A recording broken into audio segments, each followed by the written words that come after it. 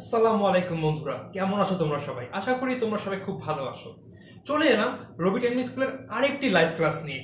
এবং আজকে আমাদের পাঠ্য বিষয় হলো এসএসসির ব্যবসায় উদ্যোগ যে বিষয় আছে তার সবচেয়ে গুরুত্বপূর্ণ যে অধ্যায়টি, 4 নম্বর অধ্যায়, যেটি হলো মালিকানা ভিত্তিতে ব্যবসা, সেই অধ্যায় নিয়ে চলে আসলাম আজকে। এই চ্যাপ্টারটি হলো এসএসসির যে ব্যবসা উদ্যোগ বইয়ের সবচেয়ে গুরুত্বপূর্ণ একটি অধ্যায় বা সবচেয়ে গুরুত্বপূর্ণ অধ্যায়ের কারণ হলো অন্য যে কোনো অধ্যায় থেকে প্রশ্ন আসুক বা না আসুক, এই অধ্যায় থেকে প্রশ্ন আসবেই। প্লাস এখান থেকে বেশিরভাগ সময় একাধিক সৃজনশীল আসে।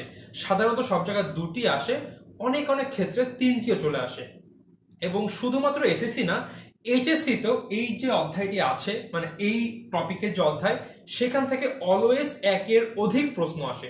সো বুঝতেই পারছো অধ্যায়টি কত গুরুত্বপূর্ণ। এবং এই অধ্যায় থেকে ইম্পর্টেন্ট এমসিকিউ আসার অনেক জায়গা আছে। এবং অ্যাডমিশনের সময় এই এই যে অধ্যায়টি আছে বা টপিক, এই টপিকের অনেক পার্ট থেকে এমসিকিউ আসে।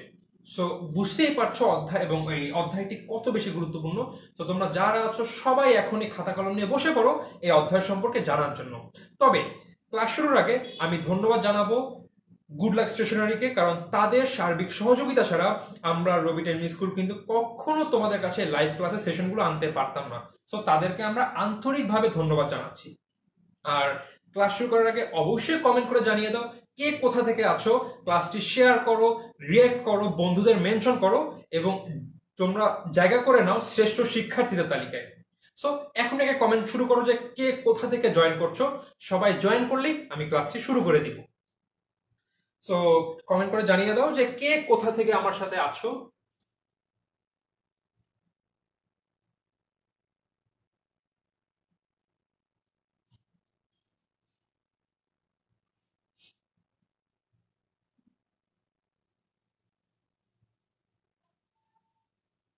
আমাদের সাথে অনেকে চলে এসেছো ইতিমধ্যে। আমাদের সাথে আছো গোলাপ খান, ইফরিত, নুরুন নাহার লাকি, মাহবুব, নীরব, গাজী ইসরাত পিসি জয়েন করেছে ঢাকা থেকে, লুসি, প্রীতি জয়েন করেছে ঢাকা থেকে। So অনেকেই চলে আসে এবং এরা কিন্তু বেশিরভাগই আমাদের রেগুলার স্টুডেন্ট। এবং এই যে নামগুলো বললাম, এরা সবাই কিন্তু আমার ডেইলি ক্লাসে থাকে, ডেইলি ক্লাস করে, ক্লাসটি শেয়ার করে, কমেন্ট করে। এবং এদের মোটামুটি সবাই এই পর্যন্ত আমার যত ক্লাস হয়েছে এর মধ্যে কোনো ক্লাসে কিন্তু শ্রেষ্ঠ শিক্ষার্থীদের তালিকায় নাম করে নিয়েছে। তো আজকে হলো তোমার সুযোগ। ক্লাসটিতে কমেন্ট করতে হবে, উত্তর দিতে হবে, প্রশ্ন করতে হবে, ক্লাসটি শেয়ার করতে হবে, বন্ধুদের মেনশন করতে হবে, করে শ্রেষ্ঠ শিক্ষার্থীদের তালিকায় তোমার নাম নিয়ে আসতে। এবং এই যে শ্রেষ্ঠ শিক্ষার্থী তালিকায় কে আছে এটি জানতে হলে তোমাদেরকে জয়েন করতে হবে 10 স্কুল ক্লাসরুম। একটি গ্রুপ আছে, নতুন ফেসবুক গ্রুপ খোলা হয়েছে। এর কারণ হলো এই গ্রুপে খালি থাকবে তোমরা এবং খালি আমরা যারা ক্লাস নেই। কি হবে, আমরা তোমরা আমাদেরকে প্রশ্ন করবে, আমরা তোমাদেরকে উত্তর করব। খালি লেখাপড়া হবে না, আড্ডা হবে, গল্প হবে, গান হবে, মজা হবে, সবকিছু হবে এই গ্রুপে।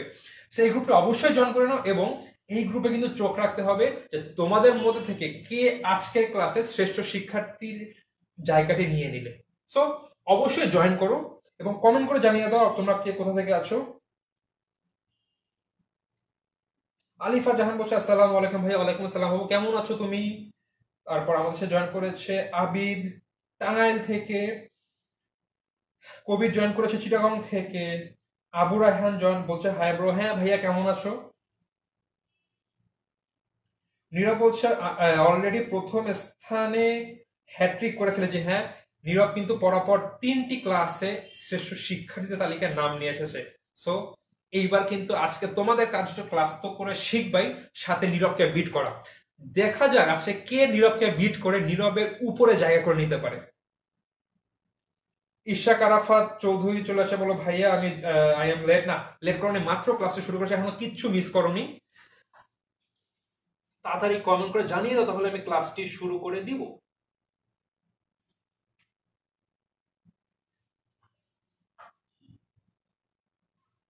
মেঘলা আকাশ জয়েন করে সালাম দিচ্ছে, আসসালামু আলাইকুম। ওয়ালাইকুম আসসালাম ভাইয়া। এরপর So, আমাদের সাথে অনেকে কিন্তু চলে এসেছে ইতিমধ্যে। আশা করি আমরা ক্লাসটি শুরু করতে পারি। আবার একটু আমার কাছে একটু লেটে ছবিগুলো আসছে, একটু লেট করে নেই, দেখে যদি তাড়াতাড়ি আসলে আমি বুঝতে পারবো আসলে তোমাদেরকে কোন পজিশনে পড়াচ্ছি বা কিভাবে। এবং এর আগে তুমি একটু কাজ করে দাও, কমেন্ট করে জানিয়ে দাও যে আমার ফ্রেমিং এবং ভয়েস দুটো ক্লিয়ার আছে কিনা। যদি ক্লিয়ার না থাকে তাহলে কিন্তু আমার ঠিক করতে হবে, আর ক্লিয়ার না থাকলে তোমরা পড়েও মজা পাবে না। সো একটু কমেন্ট করে জানিয়ে দাও যে তোমাদের মানে আমার ভয়েসটি এবং ফ্রেমিং সব ঠিক আছে কিনা, থাকলে আমরা পড়া শুরু করে দিব।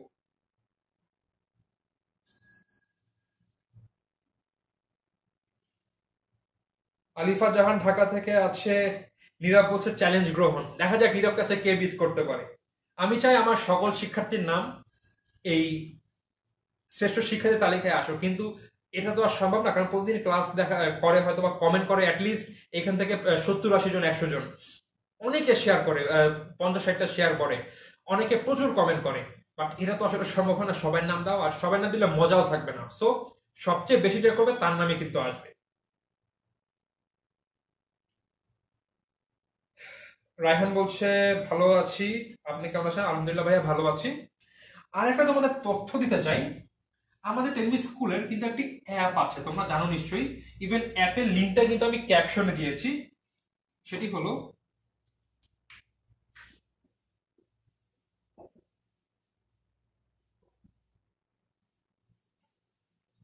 স্কুলে আমি একটি অ্যাপ আছে, এটা আমরা প্লে স্টোরে পেয়ে যাব।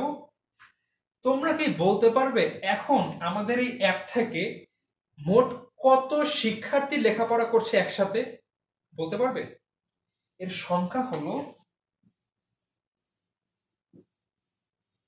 10 লক্ষ। তো আমাদের অ্যাপ থেকে বর্তমানে 10 লক্ষ শিক্ষার্থী লেখাপড়া করছে।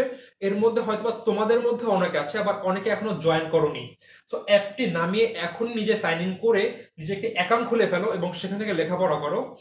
এবং তোমাদের জন্য নতুন একটি অ্যাপ রিভিউ ক্যাম্পেইন নিয়ে আসা হয়েছে, সেই ক্যাম্পেইনে অংশগ্রহণ করো এবং অংশগ্রহণ করে জিতে নাও আকর্ষণীয় পুরস্কার। সো আশা করি আমার কথা ঠিক আছে সবকিছু, মানে ভয়েস এবং ফ্রেমিং সবাই বলছে ক্লিয়ার। আচ্ছা, বগুড়া থেকে আছে অমিত সরকার, সাদিয়া ইসলাম জয়েন করেছে, বলছে ক্লিয়ার সব। আচ্ছা, সো আমরা আজকে আমাদের এই আজকে আমাদের যে বিষয়টি ব্যবসায় উদ্যোগ, এই বিষয় নিয়ে আমরা আলোচনা করব। ইভেন মাত্র বলেছি আমি যে এটি কত গুরুত্বপূর্ণ। তোমাদের বইয়ে সব মিলে অধ্যায় আছে ইন টোটাল 12টি। 12টির মধ্যে কোনো অধ্যায় থেকে প্রশ্ন আসুক আর না আসুক, একটা আসুক বা যে কটা আসুক, এই একটি অধ্যায় যেই অধ্যায় থেকে একের বেশি প্রশ্ন আসবেই আসবে।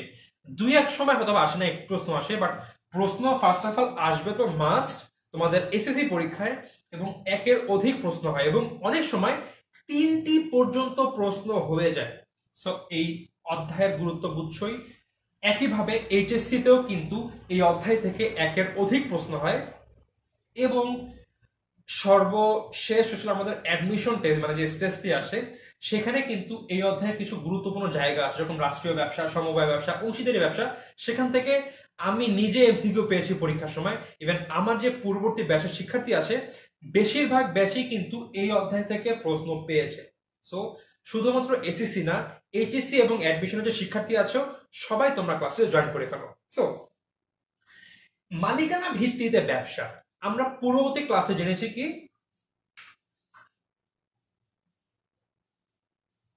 ব্যবসা কি, তাই না? ব্যবসা জেনেছি, বাট আরো একটু জেনেছি ব্যবসায় কি, একটি অন্তঃস্থ। সো ব্যবসায় বানান কিন্তু বয়জাফলা ব অন্তঃস্থ আকার অন্তঃস্থ ব্যবসায়। সো ব্যবসা কি জেনেছি, কি কি বৈশিষ্ট্য থাকলে ব্যবসা হবে সেটি জেনেছি। ব্যবসার প্রকারভেদ জেনেছি আমরা, শিল্প, বাণিজ্য এবং প্রত্যক্ষ সেবা।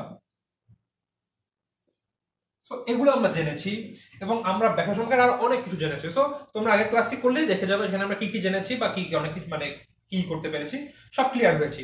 সো আমরা জানি ব্যবসায় কি। এখন আমাদের খালি ব্যবসা জানলে তো হবে না, ব্যবসার একটা নিশ্চয়ই শ্রেণী বিভাগ আছে, তাই না? মানে ব্যবসা যে সংগঠন, ব্যবসা তৈরি করলাম, আমি আজকে এটি ব্যবসা করব। আমি কি ব্যক্তি, আমার নাম রাইয়ান, আমি কি জাস্ট বলতে পারি রাইয়ান ব্যবসা করছে? বলতে পারি, বাট কি ব্যবসা করছি, কিভাবে ব্যবসা করছি? ব্যবসা করতে গেলে নিশ্চয়ই একটি সংগঠন লাগবে, অর্থাৎ মানে ব্যবসাকে একটি কোম্পানি বা একটা দাঁড়া করাতে হবে একটা নামে, যে কিসের ব্যবসা করছি বা কিভাবে ব্যবসা করছি, বলতে পারি সেটা আমার ব্যবসার সংগঠন, মানে ব্যবসা গঠিত হয়েছে। এখন এই সংগঠন কি সব ক্ষেত্রে একরকম হবে? আজকে আমি হয়তোবা খাতা কলমের ব্যবসা শুরু করলাম, ঠেলা গাড়িতে বিক্রি করি এক প্রকার। একটি লোক তার বন্ধুর সাথে গিয়ে একটি দোকান দিল খাতা কলমের, কিনে বিক্রি করে মানুষের কাছে, ব্যবসা হবে।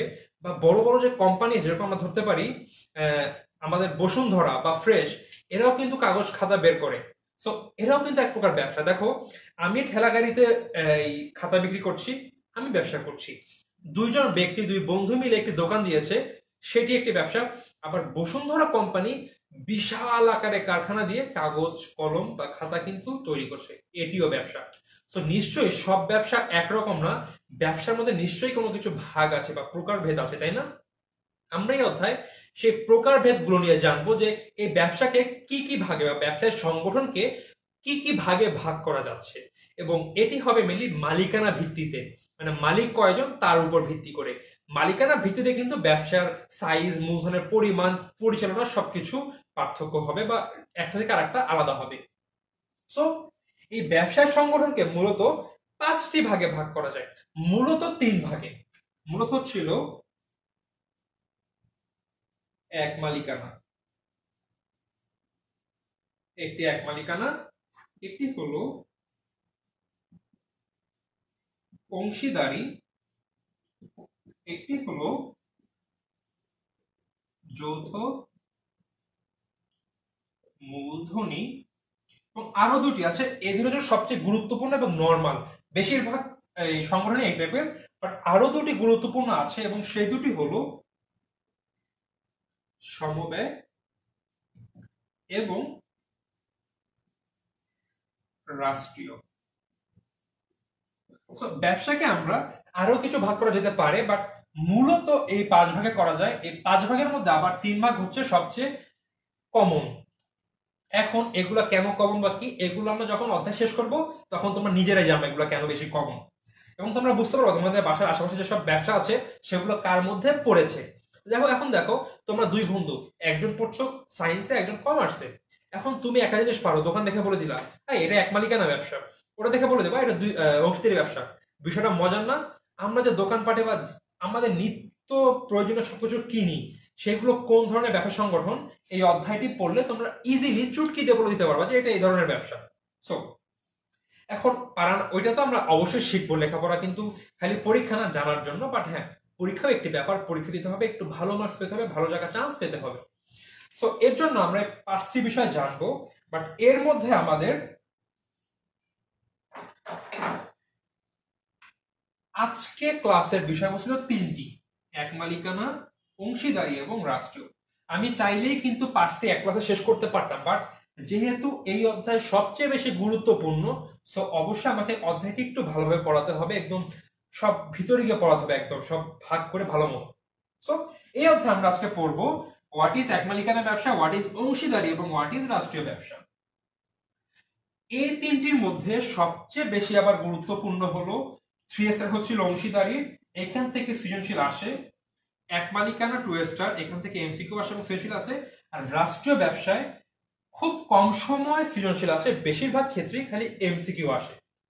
সো কোনখান থেকে কি আসুক আমাদের জানার বিষয় না, আমাদের বিষয় আমরা 3টি ভালোভাবে জানবো, যেখান থেকে প্রশ্ন আসে আমরা সেটি ভালো মতন পারবো, শেষ। সো আমরা এক মালিকানা থেকে শুরু করি, এবং দেখো আমরা কিন্তু অধ্যায় পাশে লিখে দিয়েছি আজকে এক মালিকানা, অংশীদারি, রাষ্ট্রীয়। এক মালিকানা, অংশীদারি, রাষ্ট্রীয় ব্যবসা। সো আমাদের আজকে পাঠ্য বিষয় 3টি। আমরা প্রথমে আসবো এক মালিকানায়, প্রথমে অংশীদারির ব্যবসা, এরপর রাষ্ট্রীয় ব্যবসা। তবে এই 3টি বিষয়ে আসার আগে আমরা দুটি বিষয় একটু ক্লিয়ার হয়ে নিব। ছোট দুইটা বৈশিষ্ট্য যেটা কিছু ব্যবসায় আছে এবং কিছু ব্যবসায় নেই। সো যখন যদি আসে তখন আমাদের কিন্তু আবার অনেক বৈশিষ্ট্যের মধ্যে ব্যাখ্যা করতে হবে। সো না করে আমি এখনই আগে ব্যাখ্যা করে দিব, পরে তোমরা বৈশিষ্ট্য দেখলে বুঝে ফেলবে যে এটি কি। বৈশিষ্ট্য দুটি হলো, একটি হলো ঝুঁকি, আরেকটি হলো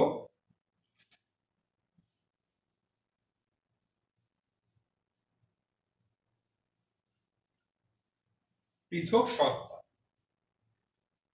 ঝুঁকি এবং পৃথক সত্তা। ঝুঁকি আমরা সবাই জানি ভাই, ঝুঁকি তো জানি, এটা বলার কি হলো, তাই না? বাট এইখানে আমরা ঝুঁকিকে একটু ভালো মতন জানবো। একটা হলো সসীম, একটা হলো অসীম। অর্থাৎ ঝুঁকিকে দুটি ভাগে ভাগ করা যাচ্ছে, একটি সসীম ঝুঁকি, একটি অসীম ঝুঁকি। দেখো তো, অসীম বলতে কি বিশাল, কোনো শেষ নেই, বুঝতে পারছি। সসীম মানে হ্যাঁ একটা সীমাবদ্ধ আছে। সো ঝুঁকি সসীম মানে ঝুঁকি সীমাবদ্ধ। এখন সীমাবদ্ধ ঝুঁকি মানে কি সীমাবদ্ধ? ধরে নেই একটি মিস্টার এ, সে ব্যবসায় বিনিয়োগ করেছে 10,000 টাকা। মিস্টার বি, সে ব্যবসায় বিনিয়োগ করেছে, ধরে নেই সেও 10,000 টাকা করেছে। আচ্ছা, মিস্টার বি সেও 10,000 টাকা বিনিয়োগ করেছে। এখন এর যে বিনিয়োগ সেটি হলো সসীম, আর বি এর যে বিনিয়োগ সেটি হলো অসীম। আমরা বুঝতে পারবো সসীম আর অসীম কি। এখন দেখো, এ হচ্ছিল সসীম, তাই না? এ হচ্ছিল মিস্টার এ। এখন এর যে বিনিয়োগ 10,000, এই কোম্পানি এত লস খেলো, লস খেয়ে তার কোম্পানি 10,000 টাকা তো গেলই, প্লাস অন্য অন্য ব্যক্তির কাছে বা অন্যান্য প্রতিষ্ঠান বা অন্য কোনো পক্ষের কাছে দেনার সৃষ্টি হয়ে গেল আরো 10,000 টাকা বাদ দিয়ে মাইনাস 7,000 টাকার দেনা হয়ে গেল। অর্থাৎ 10,000 টাকা তো যাবেই, উল্টা পকেট থেকে আরো এক্সট্রা 7,000 দিতে হবে। এখন এর যেহেতু ঝুঁকি সসীম, তাই এর সর্বোচ্চ ক্ষতি হবে এই 10,000 টাকাটা। এই 10,000 সীমাবদ্ধ। এরপরে কোম্পানির দেনা 7,000 হোক, 70,000 হোক, 7 লাখ হোক, 7 কোটি হোক, তার 10,000 টাকার বেশি আর পকেট থেকে দেওয়া লাগবে না। এই যে 10,000 বিনিয়োগ করেছিল, সর্বোচ্চ 10,000 টাকা তার মায়ের যেতে পারে, এর বেশি আর একটা ফুটা করিও যাবে না, কারণ তার ঝুঁকি সসীম। এইবার বি, বি এর ঝুঁকি কিন্তু অসীম, সো ওর কিন্তু সমস্যা আছে। এখন বি এর মনে করো সেম একইভাবে ব্যবসা লস করলো, লস করে তার 10,000 টাকা তো গেলই, সো 10,000 তো গেলই। এরপরে সে কোম্পানি আর যত টাকার জন্য দেউলিয়া হবে বা ঋণী হবে, সব টাকা কিন্তু মিস্টার বি কে দিতে হবে। এই যে টাকা, ডলার সাইড ধরে রাখি, এই টাকা কিন্তু সব মিস্টার বি কে দিতে হবে। এখন সে কি করবে? সে বিনিয়োগ করছে 10,000, ভাই ক্ষতি হয়ে গেছে কোম্পানি, দেখা গেল 1,10,000,000। 10,000 টাকা তো যাবেই, আরো যে 1 কোটি সে দিবে। সে কিভাবে দিবে? দরকার হয় সে তার ব্যবসার সকল কিছু বিক্রি করে দিবে, তার জমি বিক্রি করবে, তার বাড়ি বিক্রি করবে, তার গাড়ি বিক্রি করবে, সবকিছু বিক্রি করে এই টাকাটি প্রদান মানে মিটিয়ে দিবে, ঋণ মিটিয়ে দিবে। অর্থাৎ যতক্ষণ না তার এই দায় পরিশোধ হচ্ছে, সে ততক্ষণ তার যে বিভিন্ন ব্যবসার বাইরে বিভিন্ন সম্পত্তি, তার ব্যক্তিগত সম্পত্তি, বাড়ি গাড়ি, তারপরে আসবাবপত্র, সবকিছু জমি সব বিক্রি করে এই টাকা সে পরিশোধ করবে। যতক্ষণ পরিশোধ করতে পারবে করবে, এরপরে না পারলে তাকে দেউলিয়া ঘোষণা করা হবে।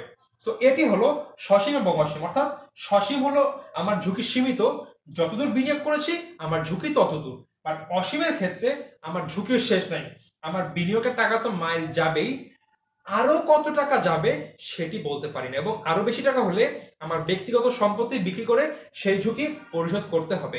এটি হলো ঝুঁকি মানে সসীম এবং অসীম বিষয়। সো আগামীতে যখন আমরা আসবো বিভিন্ন প্রতিষ্ঠানের ঝুঁকি সসীম, বিভিন্ন ঝুঁকি প্রতিষ্ঠানের ঝুঁকি অসীম, তখন আমরা ইজিলি বুঝবো যে সসীম বলতে কি বোঝানো হচ্ছে আর অসীম বলতে কি বোঝানো হচ্ছে।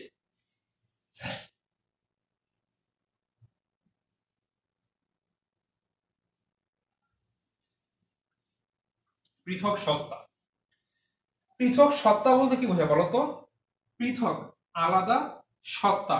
সত্তা মানে এন্টিটি, মানে একটি পরিচয়, একটি ব্যক্তি, একটা মানুষের মতো পরিচয়। সো পৃথক সত্তা। অনেক সময় ব্যবসা প্রতিষ্ঠানকে পৃথক সত্তা প্রদান করা হয়, যেরকম বড় বড় প্রতিষ্ঠান ধরে নেই, বেক্সিমকো, বেক্সিমকো, প্রাণ,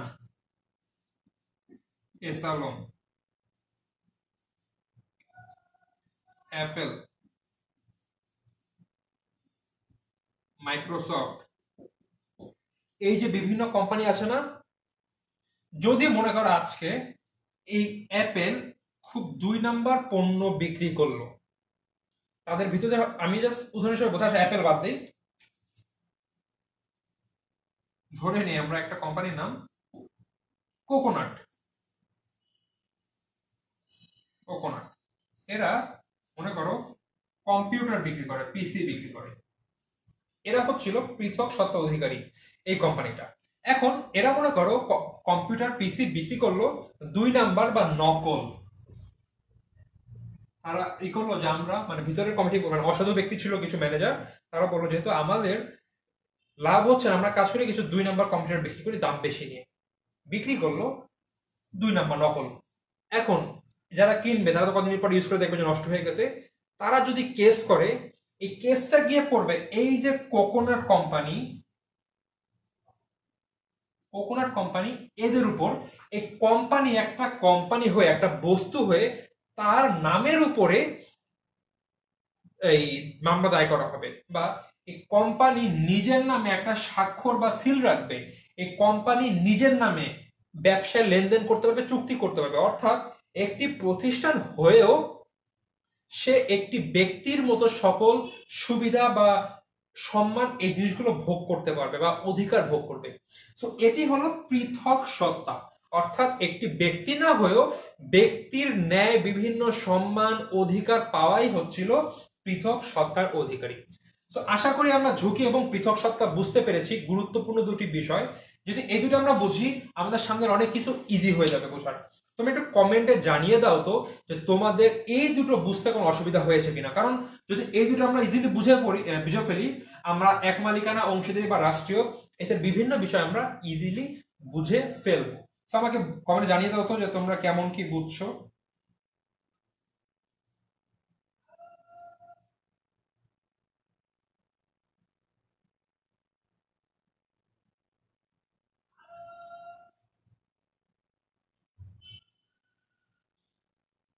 আচ্ছা, তো আশা করি কারো প্রশ্ন নেই, কারণ কেউ কোনো প্রশ্ন করছো না। তো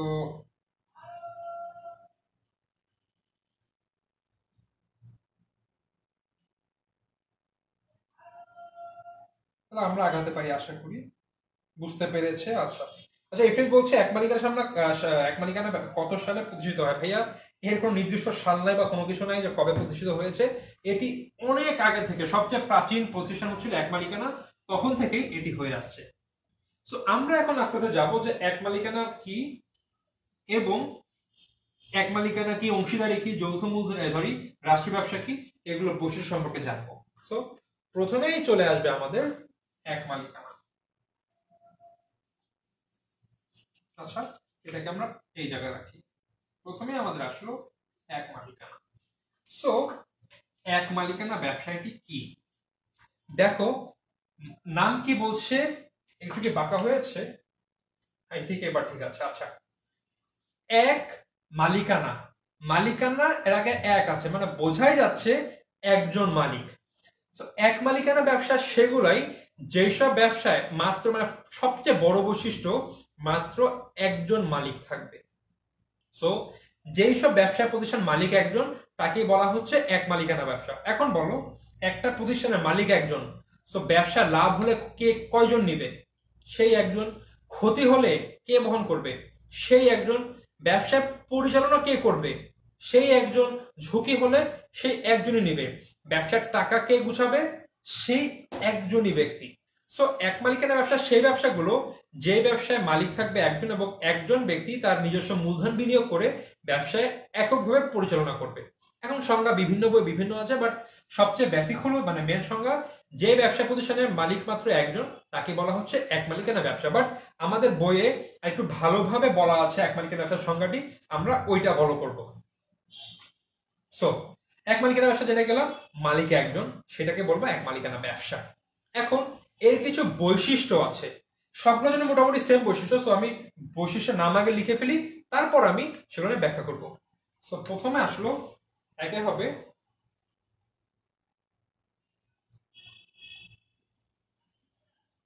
সদস্য, দুইয়ে আছে গঠন প্রণালী, তিনে আছে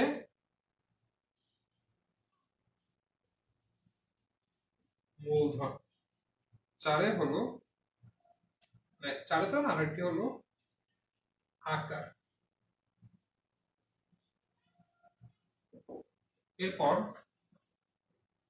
এরপরে হলো ঝুঁকি,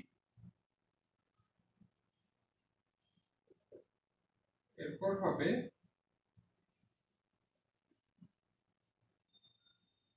মুনাফা। আমাদের আমরা বেশি ডানে হয়ে গেছে তাই না, আমি একটু আবার ই করে লিখিত, কারণ আমি না সব শেষ করতে পারবো না, তাহলে একটু ছোট করে লিখতে হবে আসলে আমার যেটা মনে হচ্ছে, ডানে গেলে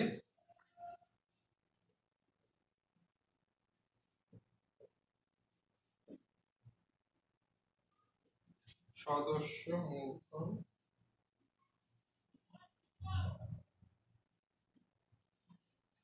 আকার, গঠন প্রণালী,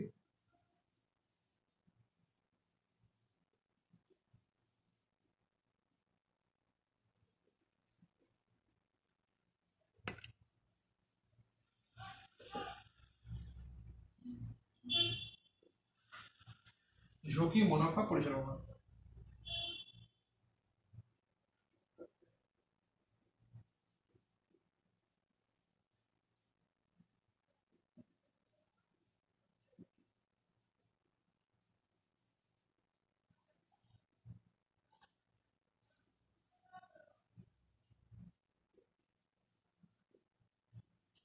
সো দেখো, আমরা মূলত এই কটা বৈশিষ্ট্য জানবো যে আসলে কার মধ্যে কোন বৈশিষ্ট্য বিদ্যমান। সো এক মালিকানা বৈশিষ্ট্য কি? মালিক একজন, একজন পরিচালনা করবে ব্যবসা এবং সব লাভ ক্ষতি হলে নিজেই নিবে, ঝুঁকি হলে তার বহন করতে হবে, সবকিছু একা। সো সদস্য কয়জন? একজন। মালিক একাই সদস্য। মূলধন কে কে দিবে? মালিক নিজে। এবং দেখো, যেহেতু এইখানে আমাদের মালিক মানে একটা মাত্র ব্যক্তি মূলধন দিবে, স্বাভাবিকভাবে একটা ব্যক্তির অর্থের সীমাবদ্ধতা কিন্তু অনেক মানে সীমাবদ্ধ থাকে, একজন ব্যক্তি নিশ্চয়ই কখনো অনেক পরিমাণ টাকা দিতে পারবে না। সো এখানে মূলধনের পরিমাণ কম হয়ে থাকে। গঠন প্রণালী সহজ। বেশিরভাগ ক্ষেত্রেই এক মালিকানা ব্যবসা প্রতিষ্ঠা করার জন্য কোনো কিছু লাগে না, জাস্ট তুমি দোকান খুলে বসে গেলাম। আমি আজকে একটি ভ্যান ভাড়া যদি আমি খাতা বিক্রি করি, এটা কিন্তু একটা এক মালিকানা ব্যবসা হয়ে যাবে। ইভেন তার জন্য আমার কিছু করতে হবে লাগবে না, জাস্ট একটি ভ্যান ভাড়া নিলাম, জাস্ট চালু করে দিলাম, আমার কিন্তু কোনো আইনি প্রক্রিয়ায় যেতে হবে না। সো এটি সহজ।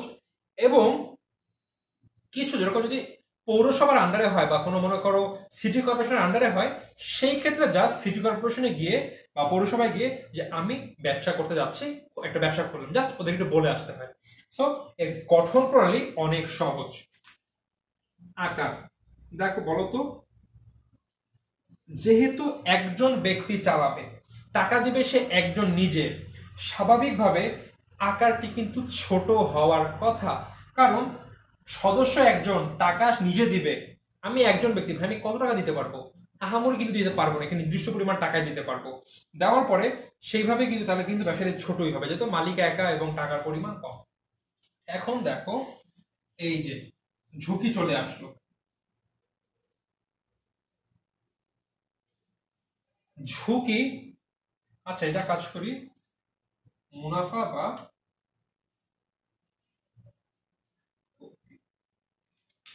এইবার ঝুঁকি। ঝুঁকি তো নিতে হবে মালিককে একাকেই, তাই না?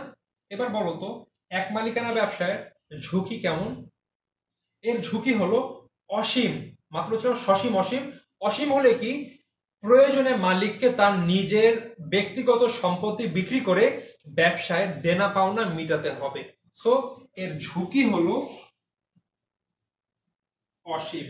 আমি ব্যবসা করেছি, যে আমি ঠেলা গাড়ি নিয়ে কিন্তু নেমেছিলাম রাস্তায়, খাতা বিক্রি করেছি, এখন কোনোভাবে আমি এত লোন নিয়েছি, আমরা একটা লাভ হলো না, এখন সেই লোনটা কিন্তু আমাকে মিটাতেই হবে, প্রয়োজনে আমার যে নিজের সম্পত্তি আছে সেগুলো বিক্রি করতে হবে। সো এক মালিকানা ব্যবসার ঝুঁকি হলো অসীম। মুনাফা এবং ক্ষতি কে ভোগ করবে? মালিক নিজে। এর মুনাফা যা হবে মালিক একা সেই টাকা রাখবে, তার যা ইচ্ছা সে করবে। পরিচালনা, সরি ক্ষতি, ক্ষতি যা হলো মালিকের নিজের পকেটে যাবে। পরিচালনা ভাই, মালিক একজন, পরিচালনা কয়জন করবে? একজনই। পরিচালনা মালিক নিজে। এবং পৃথক সত্তা, কি বলেছি? পৃথক সত্তা সেই সব প্রতিষ্ঠান, যেসব প্রতিষ্ঠানে নিজের একটা আলাদা নাম থাকে বা আলাদা সত্তা থাকে, কিন্তু এক মালিকানা ব্যবসায় কখনো পৃথক সত্তা থাকে না। হয়তো কোম্পানির নাম, মনে করো রহিম কোম্পানি খুলেছে, রহিম একটি কোম্পানি খুলেছে মনে করো বিডি মোবাইল নামে একটি প্রতিষ্ঠানের নাম, এবং রহিম খুলেছে এক মালিকানা। এখন এই বিডি কোম্পানি, বিডি মোবাইল এই যে কোম্পানিটা, তারা যেই ব্যবসায়ী করুক এর জন্য কিন্তু ডাইরেক্ট রহিম নিজে দায়বদ্ধ। কেস কামারি হলো রহিম নিজে করতে হবে বা তার নামে বা সে নিজে করবে, সব সাইন সিগনেচার সব থাকবে রহিমের। বিডি কোম্পানি বা মোবাইলে কিন্তু আলাদা কোনো সত্তা থাকবে না, পৃথক সত্তা এখানে নেই। অর্থাৎ যা হবে মিস্টার রহিম তার নিজের নামে হবে। এই ছিল আমাদের এক মালিকানা ব্যবসা বা তার বৈশিষ্ট্য। এখন প্রশ্ন হবে কি, যে উদ্যোগে দিয়ে বললো যে মিস্টার কামাল এমন একটি ব্যবসা খুললো যেখানে সে নিজেই মালিক এবং নিজেই সব ব্যবসা পরিচালনা করে এবং তার ব্যবসার কোনো পৃথক বৈশিষ্ট্য নেই। যদি এইটা হয়, এর উদাহরণ কি হবে, মানে এর কোন ধরনের ব্যবসা হবে? এক মালিকানা। এইভাবে প্রশ্ন থাকবে বা এমসিকিউ দিয়ে দিবে যে এক মালিকানার ব্যবসায় ঝুঁকি কি রূপ? সসীম, সীমাবদ্ধ, অসীম, পরে আরো 4টা অপশন দিয়ে দিল, হবে অসীম। সো এইভাবে মেনলি সৃজনশীল আসবে এবং এখান থেকে এমসিকিউ হবে। তুমি একটু কমেন্টে জানিয়ে দাও তো তোমাদের এখানে কার কার বুঝতে অসুবিধা আছে, তাহলে আমি আবার বুঝাবো, কিন্তু খুব গুরুত্বপূর্ণ একটি টপিক, আমাদের সবাই বুঝতে হবে।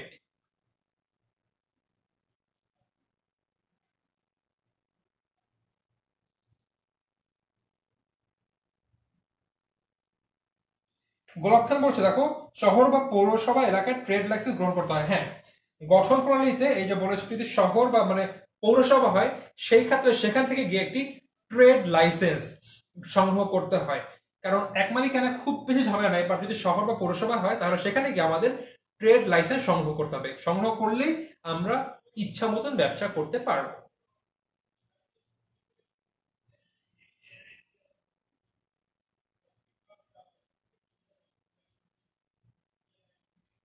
মাসফিয়া বলছে সরি ভাইয়া লেট হয়ে গেছে, অসুবিধা নেই আপু, ক্লাস করো। সো আমার মনে হয় কারো কোনো সমস্যা নেই। সো তোমরা একটা কাজ করো তো, এই যে একটি আমি লিখলাম যে বৈশিষ্ট্যগুলো, এটা স্ক্রিনশট নিয়ে রাখো। তাহলে কি হবে, যখন পড়তে গেলে তোমরা ইজিলি শর্টকাটে করতে পারবে। তোমরা তোমার বইয়ের পাশে লিখে নিবা যে এক মালিকানা কিরকম, মশনারি কিরকম, এই বিষয়গুলো তোমরা দেখতে পাবা। স্ক্রিনশট নিয়ে রাখো, পরে ক্লাস শেষ হলে যখন রাতে পড়বা তখন তোমরা এখান থেকে জাস্ট নোট করে রাখবা। স্ক্রিনশট নাও। স্ক্রিনশট নিয়ে আমাকে বলো যে ডান ভাইয়া স্ক্রিনশট রাখা হয়েছে।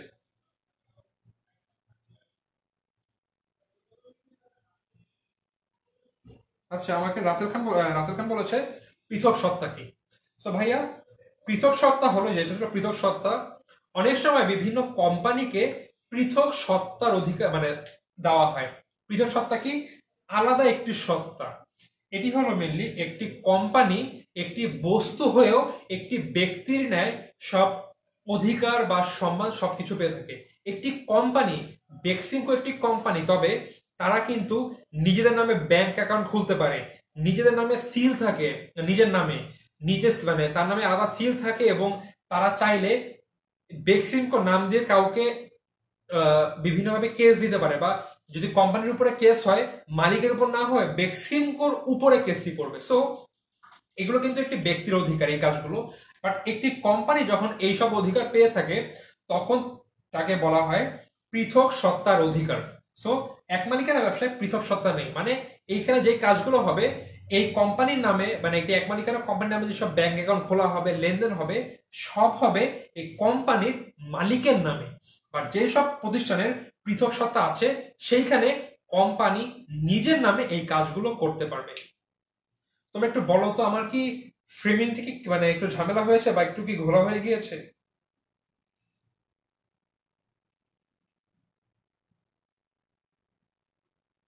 আচ্ছা, আই থিঙ্ক সমস্যা নেই। সো শুরু, আমরা আবার আগামীতে আগাতে পারি। আমার মনে হচ্ছে একটু মানে আমার এখানে দেখাচ্ছে সামান্য ঘোলা, বাট আই থিঙ্ক লেখাগুলো বোঝা যাচ্ছে। সো তোমরা একটা স্ক্রিনশট নিয়ে রাখো। আরে এটা কেন মুছলাম? আচ্ছা,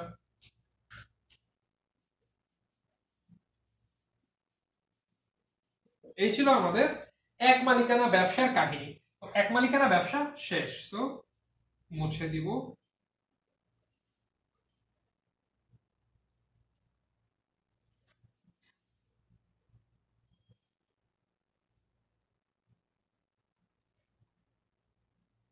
এরপর আমরা আসবো আজকের যে বিষয়ের, আমাদের এক মালিকানা শেষ এবং আজকে আমরা আসবো সবচেয়ে যে গুরুত্বপূর্ণ টপিকটি, সেটি হলো অংশীদারি।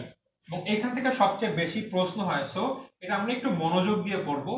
এবং অংশীদারি ব্যবসার এক্সট্রা কিছু জিনিস আছে বৈশিষ্ট্যবাদে। প্রথমে আমরা অংশীদারি ব্যবসা কি সেটি জানবো, পরে অংশীদারি ব্যবসার বৈশিষ্ট্য জানবো, তারপরে আমরা করবো কি রাষ্ট্রীয় ব্যবসা সম্পর্কে জানবো। এরপরে আমরা অংশীদারি ব্যবসার আরো কিছু টপিক আছে, সেই টপিকগুলো জানবো। ঠিক আছে? সো অংশীদারি ব্যবসা কি? অংশীদারি ব্যবসা বলতে অংশীদারি জিনিস কি বলতো?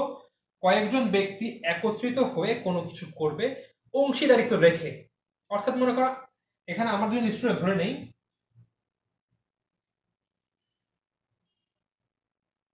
মনে করে ধরে নিলাম আমি ইফরিত এবং গোলাপ, এরা দুজন মিলে ব্যবসা করবে। সো এই যে দুজন মিলে কাজ করছে একটা অংশীদারিত্ব ভিত্তিতে, এইটাকে বলা হচ্ছে অংশীদারি ব্যবসা। অর্থাৎ যে ব্যবসায় একের অধিক ব্যক্তি, একের অধিক একজন থাকলে জীবনে এটি অংশীদারি ব্যবসা হবে না, সেটি হবে এক মালিকানা ব্যবসা। অর্থাৎ একের অধিক ব্যক্তি মিলে যখন চুক্তির ভিত্তিতে কোনো ব্যবসায় সংগঠন করে পরিচালনা করে, তাকে বলা হয় অংশীদার। কি হবে? একের অধিক।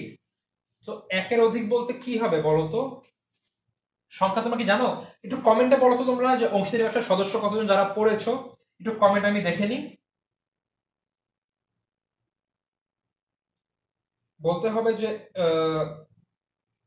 অংশীদারি ব্যবসার সদস্য কতজন বলতে পারবা? তোমরা কমেন্ট করো, আমিও লিখতে লাগি যারা জানো না। অংশীদারি ব্যবসার মানুষ হবে একের বেশি, অর্থাৎ 2 থেকে 20 জন। এটি হলো নর্মাল ব্যবসায়ের ক্ষেত্রে 2 থেকে 20 জন। তবে যদি এটি ব্যাংকিং ব্যবসা হয় সেই ক্ষেত্রে হবে 2 থেকে 10। যদি কোনো ব্যাংক অংশীদারিত্বের ভিত্তিতে গঠিত হয় সেখানে মানুষ সংখ্যা হবে 2 থেকে 10। আর সাধারণত এর সদস্য হচ্ছিল বা এর মানুষ হচ্ছিল 2 থেকে 20 জন। সো যে ব্যবসা প্রতিষ্ঠান একের অধিক ব্যক্তি মিলে চুক্তির ভিত্তিতে ব্যবসা পরিচালনা করে তাকে বলে অংশীদারি ব্যবসা। সো আমরা বৈশিষ্ট্য চলে আসি। আমরা আশা করি অংশীদারি ব্যবসা কি আমরা জেনে গিয়েছি, যেখানে সদস্য থাকবে একের অধিক, তবে সর্বোচ্চ 20 জন, এবং ব্যাংকিং ব্যবসার ক্ষেত্রে সর্বোচ্চ 10 জন। এবার সদস্য দেখি। সদস্য কিন্তু দেখেছি দুটি ভাগে আছে, একটি হলো 2 থেকে 20, আরেকটি হলো 2 থেকে 10। এবং 2 থেকে 10 কি? ব্যাংকের ক্ষেত্রে। সো এটা আমি জাস্ট ব্যাংক নিয়ে দিলাম, আমাকে এই দিলে বুঝতে পারছো। সো অংশীদারি ব্যবসার সদস্য হলো 2 থেকে 20 জন, আর যদি ব্যাংকিং ব্যবসা হয় সেক্ষেত্রে 2 থেকে 10 জন। এরপরে আসে মূলধন। মালিক যেই কজন, আমার ব্যবসায় বিনিয়োগ তারাই করবে। সো এখানে মূলধন কারা দিবে? অংশীদাররা।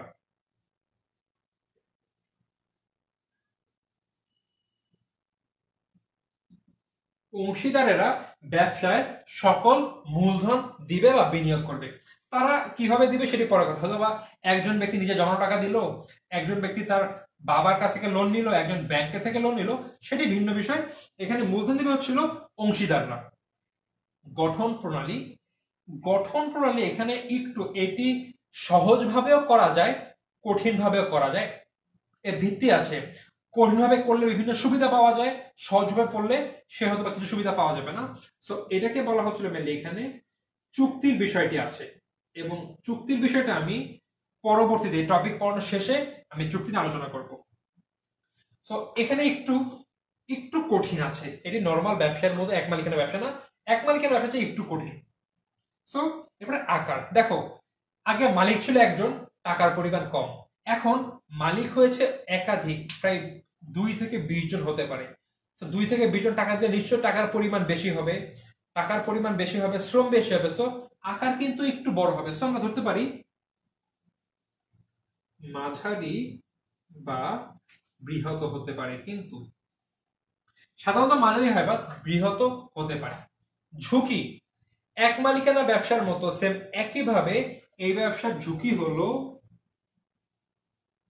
অসীম, অর্থাৎ যদি ব্যবসার ক্ষতি হয় মালিকরা নিজেদের সম্পত্তি বিক্রি করে সেই দায় কিন্তু পরিশোধ করবে, আর না করতে পারলে দেউলিয়া হয়ে যাবে। সো এখানে ঝুঁকি হলো অসীম। মুনাফা বা ক্ষতি যেটাই হবে সব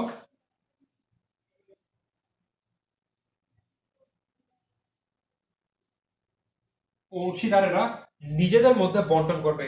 মুনাফা হলো অংশীদার নিজের মধ্যে রাখবে, ক্ষতি হলো তারা নিজেরা বহন করবে, এবং কিভাবে ভাগ বটরা হবে সেটা তাদের ভিতরের বিষয়, তার নিজেদের চুক্তি অনুযায়ী হবে, এবং চুক্তি আমি আগামীতে পড়াবো। এই যে এই টপিক শেষ হলে তারপর পরিচালনা ঠিক একইভাবে এই অংশীদারেরা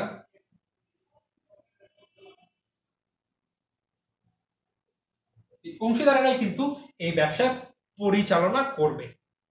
শেষ পর্যন্ত হলো পৃথক সত্তা। অংশীদারি ব্যবসার ক্ষেত্রে কোনো পৃথক সত্তা নেই। সো এক মালিকানা দেখা যাচ্ছে কোনো পৃথক সত্তা নেই, অংশীদারের ব্যবসায় কোনো পৃথক সত্তা নেই। অর্থাৎ এই ব্যবসায় যদি কোনো ব্যাংক অ্যাকাউন্ট খুলতে যায় এর অংশীদারদের নামে খুলতে হবে। যদি এই ব্যবসা কোনো কারণে কেস করতে যায় মালিকরা নিজেদের নামে কেস করবে। যদি কোনো চুক্তি করতে যায় মালিকরা নিজেদের নামে চুক্তি করবে, ব্যবসার নামে চুক্তি করতে পারবে না, কারণ এর পৃথক কোনো সত্তা নেই।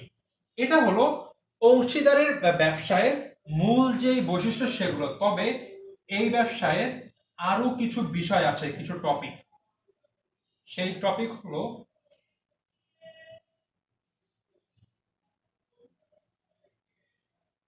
চুক্তি, অংশীদারদের প্রকারভেদ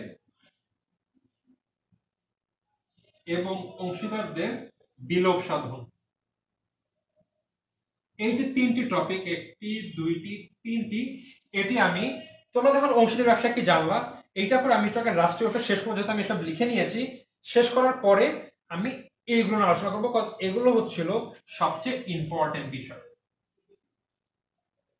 সো এখন এইগুলো যাওয়ার আগে তোমরা কি অংশীদার কি বুঝেছো কিনা এটা বলো আগে। যদি অংশীদারি ব্যবসা কি এর বৈশিষ্ট্য বোঝো, সেই ক্ষেত্রে আমি আগামী সামনের দিকে আগাবো। আচ্ছা, ও ভালো কথা, আমি বলতে ভুলে গিয়েছি, অংশীদারি ব্যবসা কিন্তু একটি আইন আছে, সেটি হলো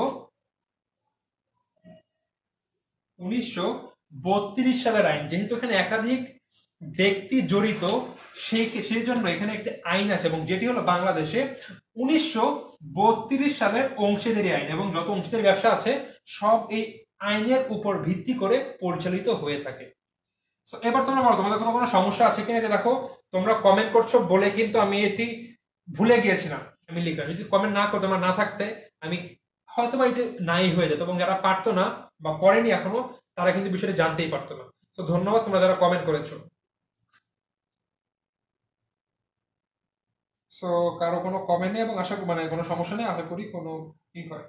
ওই যে অংশীদার, আবার স্ত্রী বলছো অংশীদার কত সালে প্রতিষ্ঠিত হয় ভাইয়া, এটার কোনো প্রতিষ্ঠিত হওয়ার কোনো সাল নেই, এটি অনেক আগে থেকে হচ্ছে, নির্দিষ্ট কোনো সাল নেই। তবে এটি 1932 সালের অংশীদারি আইনের উপর ভিত্তি করে গঠিত হয়ে থাকে। সো আমাদের অংশীদারি ব্যবসায়ের মোটামুটি বৈশিষ্ট্য শেষ, আমরা কি জানলাম, এবং এর যে 3টি টপিক আছে চুক্তি, প্রকারভেদ এবং বিলোপ সাধন, এটি আমি একটু পরে বুঝাবো। তার আগে আমি রাষ্ট্রীয় ব্যবসা নিয়ে একটু পড়িয়ে দিব যে রাষ্ট্রীয় ব্যবসাটি কি। সো এরপরে আমাদের আসলে রাষ্ট্রীয় ব্যবসা এবং আজকের ব্যবসা মানে সংগঠনের বা প্রকারভেদের লাস্টের ডেটা। আমাদের কিন্তু এখনো অংশীদারিটি বাকি আছে, এখনো রাইট হয়নি। আমি আগে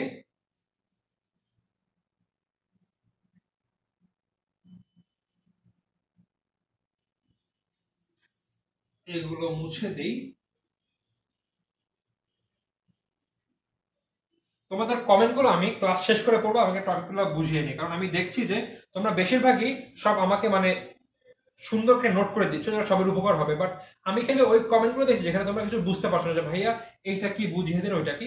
সো আমি সব কমেন্টগুলো পড়ছি না, কারণ যদি কমেন্ট পড়তে যাই আমার ক্লাস টাইম পুরো শেষ হয়ে যাবে। সো আমি আগে এগুলো পড়ি, লাস্টে তোমাদের সবাই কমেন্ট পড়বো আমি। সদস্য দেখো, রাষ্ট্রীয় ব্যবসা, ব্যবসা যখন রাষ্ট্রীয়, সদস্য কে হবে? সম্পূর্ণ সরকার। আচ্ছা এর আগে বলি, রাষ্ট্রীয় ব্যবসা সেই ব্যবসাগুলো যেগুলো গঠন করে রাষ্ট্র বা সরকার, পরিচালনা করে সরকার, এবং লাভ ক্ষতি যেগুলো হয় তারা নিজেরাই রেখে দেয়। তো এই ব্যবসা হলো রাষ্ট্রীয় ব্যবসা, সেগুলো যেগুলো সরকার নিজে গঠন করে এবং পরিচালনার দায়িত্ব সম্পূর্ণ রাষ্ট্র বা সরকারের উপর থাকে, তাকেই বলা হয় রাষ্ট্রীয় ব্যবসা। আমরা রাষ্ট্রীয় ব্যবসা দেখলেই বুঝতে পারবো, যখন দেখি আমরা এরকম আছে ওয়াসা, তারপরে আমাদের যে মনে করো বিআরটিসি, এই যে Bangladesh road and Transcom corporation বা ওয়াসা, আমাদের ওয়াটারে পানি যে ইটি করে, এরকম কিন্তু আরো অনেকগুলো সংগঠন আছে আমাদের বইয়ে তোমাদের বলা আছে।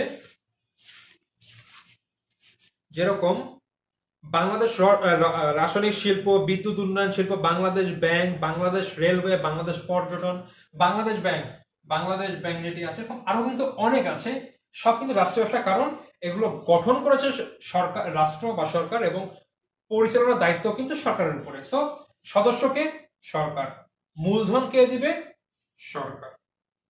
এখন সরকার কিভাবে টাকা নিবে? হয়তোবা তারা কর সুদ এর মাধ্যমে টাকা নিবে, বাট আলটিমেটলি এটির দায়িত্ব তো সরকারের উপরে থাকবে, মূলধন যোগান দেওয়া। তো সরকার, গঠন প্রণালী সরকার, এখানে কিন্তু একটু কঠিন আছে, কারণ এর গঠন প্রণালী তিন ভাবে হয়। একটু কঠিন আছে, কারণ তিন ভাবে কিভাবে? জাতীয়করণের মাধ্যমে। প্রথমে হলো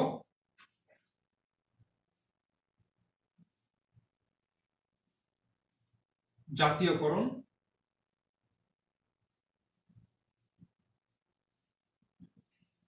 জাতীয়করণ কি?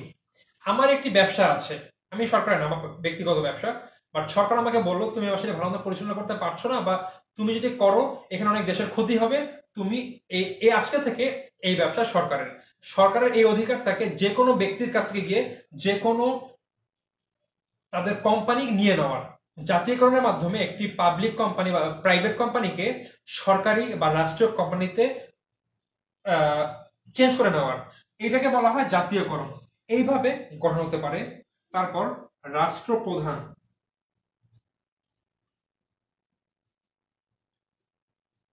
রাষ্ট্রপ্রধান অর্থাৎ দেশে যে রাষ্ট্রপতি থাকে, সে যদি বলে যে আমাদের দেশে এখন এরকম একটি শিল্পের প্রয়োজন বা এরকম একটি ব্যবসার প্রয়োজন, সে বলার সাথে সাথে সরকার ওরকম একটি মানে যেটি বলবে তার উপর একটি প্রতিষ্ঠান গঠন করতে বাধ্য। সো রাষ্ট্রপ্রধানের নির্দেশে। এবং আরেকটি হচ্ছিল আমাদের যে সংসদ হয়, সংসদে বিভিন্ন আইন পাস হয়, যে সবাই ভোট দেয়, বা মনে করো কোনো একটি মন্ত্রী বললো এসে যে আমাদের এই টাইপের একটি সংগঠন প্রয়োজন, কারণ ওই খাতে কোনো সরকারি সংগঠন নেই। যদি এরকম সবাই বলে এবং আইন পাস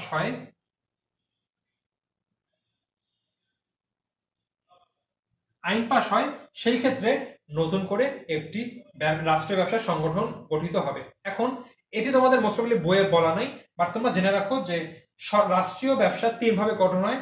জাতীয়করণ, একটি প্রাইভেট কোম্পানিকে সরকার চাইলে পাবলিক করে নিতে পারে, মানে একটি ব্যক্তি মালিকানা কোম্পানিকে সরকার নিজের কোম্পানি বললো, জাতীয়করণ। রাষ্ট্রপ্রধান, যে রাষ্ট্রপতি আসছে যদি বলে আমাদের এই সংগঠনটি প্রয়োজন, আমরা সেই ক্ষেত্রে যদি সে বলার সাথে সাথে কিন্তু সরকার এরকম একটি রাষ্ট্রীয় ব্যবসা গঠন করতে বাধ্য থাকে। এবং আইন পাস, যদি সংসদে অনেক নেতা বলে যে আমাদের এরকম একটি ব্যবসা প্রয়োজন, সেই ক্ষেত্রে আইন পাস হয়ে একটি রাষ্ট্রীয় ব্যবসা গঠন হয়ে যায়। সো এটা একটু প্যাচ আছে এবং এখানে অনেক আইনি প্রক্রিয়া আছে, সো একটি কঠিন। আকার, এর আকার অলওয়েজ অলওয়েজ বৃহৎ হবে, কারণ সরকার কখনো ছোট ব্যবসা করে না, তারা করলে অনেক বড় আকারে করবে। সব বৃহৎ। ঝুঁকি, সরকার সাধারণত কি এখানে আসলে ঝুঁকির কোনো কিছু নেই, কারণ সরকার কিন্তু নিজের টাকা দিয়ে করবে, কারণ সরকারের প্রচুর টাকা, তারা ঋণ নিবে না, বা ঋণ নিলেও সেই টাকা তারা পরিশোধ করবে। সো এখানে ঝুঁকি কোনো নাই। মুনাফা বা ক্ষতি, এটা যেটাই হোক এটি ব্যয় করা হবে জনকল্যাণের কাজে। যদি সরকারি সেই সংগঠন মুনাফা করে, সেই মুনাফা গিয়ে সরকারি কোষাগারে জমা হবে এবং সেটিতে জনকল্যাণ হবে। আর যদি ক্ষতি হয় তাহলে সরকার নিজের পকেট থেকে সে ক্ষতি পুষিয়ে নিবে, এখানে কারো কোনো ভাগাভাগি হবে না, পরিচালনা হবে সরকার। অর্থাৎ সরকার এই ব্যবসায়, সরকার লিখেছি, সরকার এই ব্যবসায় পরিচালনা করবে এবং একটি পৃথক সত্তা থাকবে। দেখো, এই যে বাংলাদেশ ব্যাংক বা ওয়াসা বা বিআরটিসি, এরা কিন্তু নিজেদের নামে চুক্তি করে, কেস করলে কিন্তু নিজেদের নামে করতে পারে। অর্থাৎ বাংলাদেশ ব্যাংকের নিজের নামে সিগনেচার আছে, নিজের নামে আলাদা ব্যাংক অ্যাকাউন্ট আছে, যেগুলো যাদের পৃথক সত্তা নেই তারা পারে না। সো এদের পৃথক সত্তা আছে এবং তারা এইসব কোম্পানিগুলো নিজের নামে সব চুক্তি সম্পাদন করতে পারে এবং একজন ব্যক্তি না হয়েও এরা ব্যক্তির ন্যায় অধিকার পেয়ে থাকে। তো এটি ছিল রাষ্ট্রীয় ব্যবসার মানে গঠন বা কি বৈশিষ্ট্য। তোমরা কি জানাও তো যে তোমাদের এখানে কোনো সমস্যা আছে কিনা, না হলে আমি চলে যাব। অমুনাফাভোগী, হ্যাঁ, গোলাম খান বলেছে অমুনাফাভোগী ব্যবসার, এটা ছিল এক প্রকার অমুনাফাভোগী, কারণ তারা মুনাফা ভোগ করে না, সেই মুনাফাটি তারা জনকল্যাণে ব্যয় করে। লাকি বলছে 1971 সালের 16 ডিসেম্বর থেকে রাষ্ট্রীয় ব্যবসা শুরু হয়। একদম পারফেক্ট। আমাদের দেশে যেদিন স্বাধীন হলো 1971 সালের 16 ডিসেম্বর, সেই দিন থেকেই কিন্তু আমাদের দেশে, মানে আমাদের দেশের জন্য রাষ্ট্রীয় ব্যবসা শুরু হয়ে গেছে, কারণ সেদিন আমরা একটি স্বাধীন দেশ এবং আমাদের স্বাধীন রাষ্ট্র ব্যবস্থা আছে। সেদিন থেকে কিন্তু বাংলাদেশে এই রাষ্ট্র ব্যবসার প্রচলন শুরু হয়।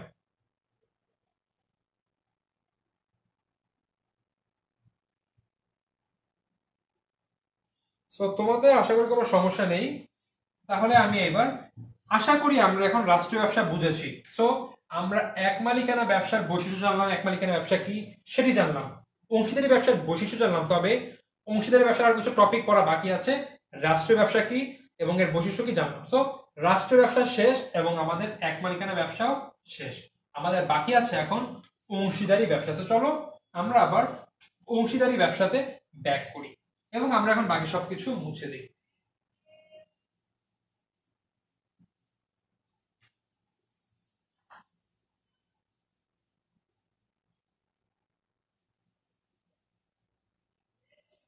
অংশীদারি ব্যবসার তিনটি বিষয়। প্রথমটি হলো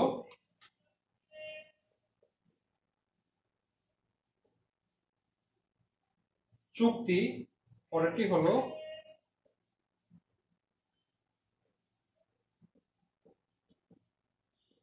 অংশীদারদের প্রকারভেদ এবং শেষটি হলো বিলোপ সাধন।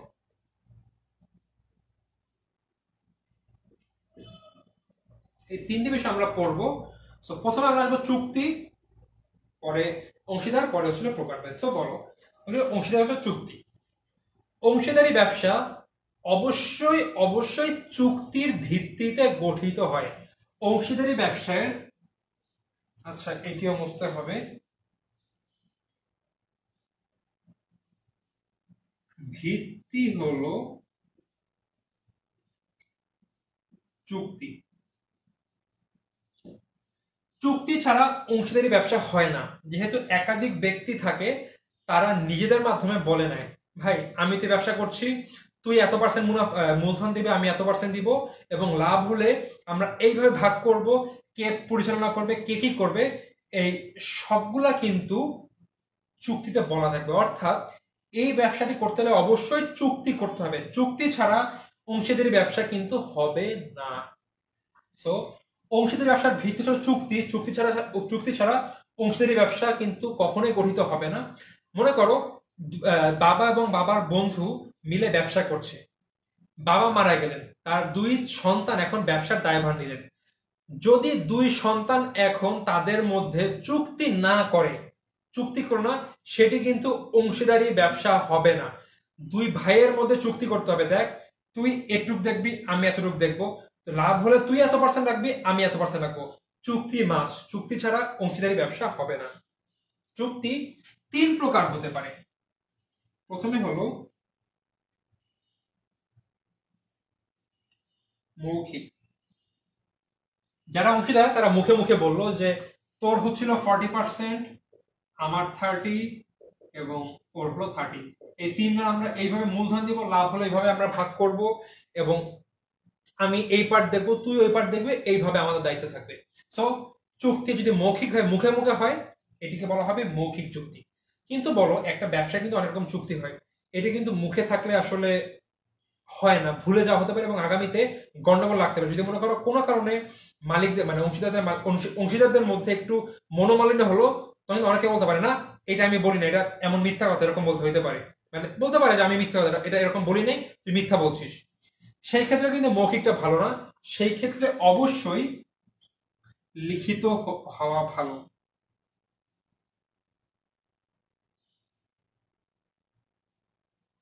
সো অবশ্যই এই চুক্তি লিখিত হলে ভালো।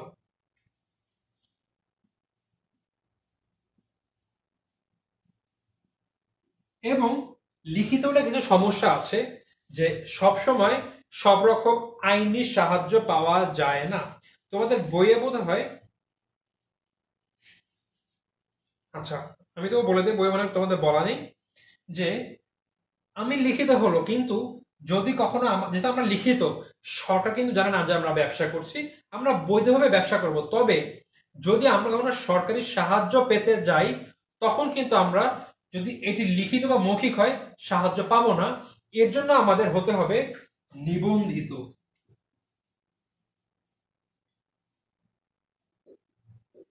যদি আমরা সরকারের যেই চুক্তির জন্য বা অংশীদারি ব্যবসার জন্য যে পক্ষ আছে, তাদের কাছে গিয়ে বলি ভাই আমরা ব্যবসা করতে চাচ্ছি, এরকম আমরা মালিক, আমাদের এই এই চুক্তি হয়েছে, আপনি মানে সরকারকে বলবো আপনি নিবন্ধন করে দেন। যদি চুক্তিপত্র নিবন্ধন হয়, সেই ক্ষেত্রেই কিন্তু আমরা বিভিন্ন আইনি সেবা পেয়ে থাকবো। যদি কখনো আমাদের ব্যবসা থেকে যদি কোনো কেউ বেইমানি করে, কোনো মালিক বা অন্য কোনো পক্ষ আমাদের ঠকায়, যদি আমাদের চুক্তিটি নিবন্ধিত হয়, সেই ক্ষেত্রে আমরা এই সাহায্য পাবো। সো আলটিমেটলি আমাদের চুক্তিকে তিনটি ভাগে ভাগ করা যাচ্ছে: মৌখিক চুক্তি, লিখিত চুক্তি এবং নিবন্ধিত। মৌখিক হলে খালি মুখে মুখে চুক্তি করলাম, লিখিত হলে এই যে চুক্তি আমরা কাগজে লিখে রাখবো। আর যদি নিবন্ধিত হয়, সেই ক্ষেত্রে আমরা কাগজে লিখে সরকারের কাছ থেকে নিবন্ধন করে নিব যে হ্যাঁ আমরা আইনি ভাবে আমাদের প্রমাণ আছে, এইগুলো চুক্তি ছিল, এবং এইভাবে ব্যবসা পরিচালনা হবে, এবং বিভিন্ন কাজে আমরা আইনি সহায়তা পাবো। সো অংশীদারি ব্যবসার ভিত্তি হলো চুক্তি। শোনো, এমসিকিউ তে ঝামেলা করবে। অংশীদারি ব্যবসার ভিত্তি কি? ক চুক্তি, খ চুক্তি পত্র। দেখো চুক্তি কিন্তু সব রকম হতে পারে, লিখিত হতে পারে, মৌখিক হতে পারে। মৌখিক হলে কি কখনো এটি কোনো কাগজে হবে? হবে না। সুতরাং কিন্তু মৌখিক চুক্তির ক্ষেত্রে কিন্তু এটি চুক্তিপত্র হচ্ছে না, কিন্তু চুক্তি কিন্তু হচ্ছে। সো চুক্তিপত্র না হলেও কিন্তু ব্যবসা করা যায় চুক্তির ভিত্তিতে। সো যদি প্রশ্ন হয় যে অংশীদারি ব্যবসার ভিত্তি কি, অলওয়েজ অ্যান্সার হবে চুক্তি।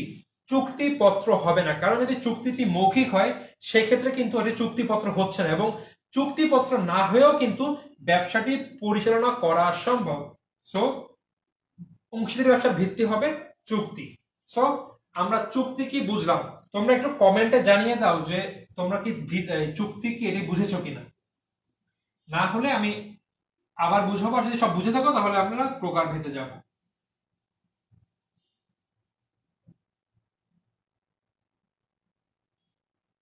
তোমরা একটু কমেন্টে জানতে লাগো যে তোমরা চুক্তি বুঝেছো কিনা, আমি একটু প্রকার ভেদগুলো লিখতে লাগি।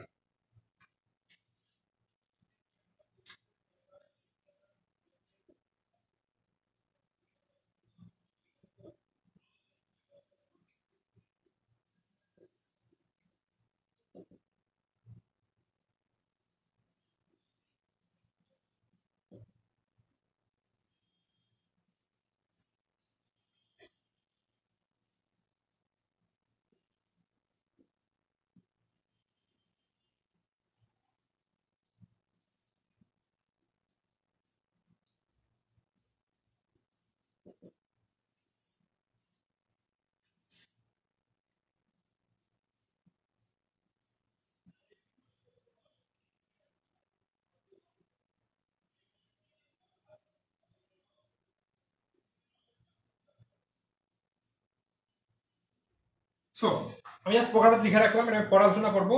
তোমরা একটু আমাকে কমেন্টে জানিয়ে দাও যে তোমাদের চুক্তি নিয়ে কোনো সমস্যা আছে কিনা।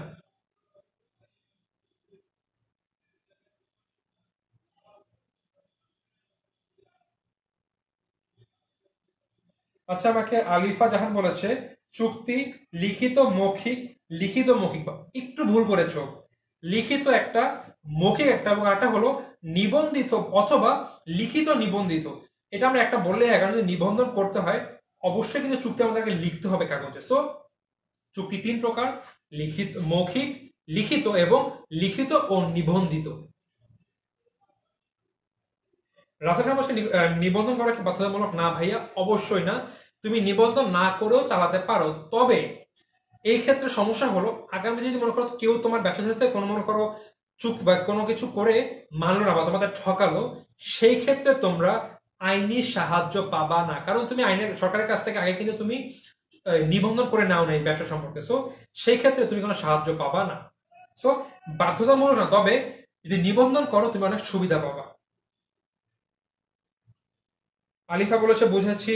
লাকি বলেছে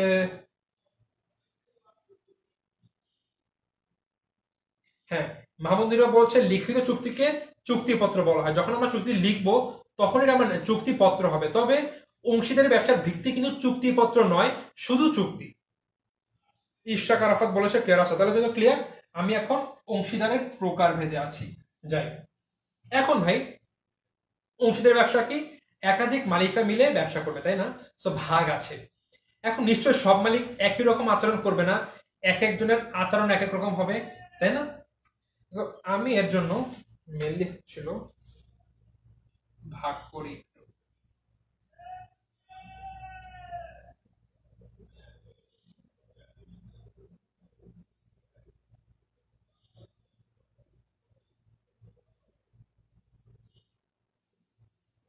এটা হলো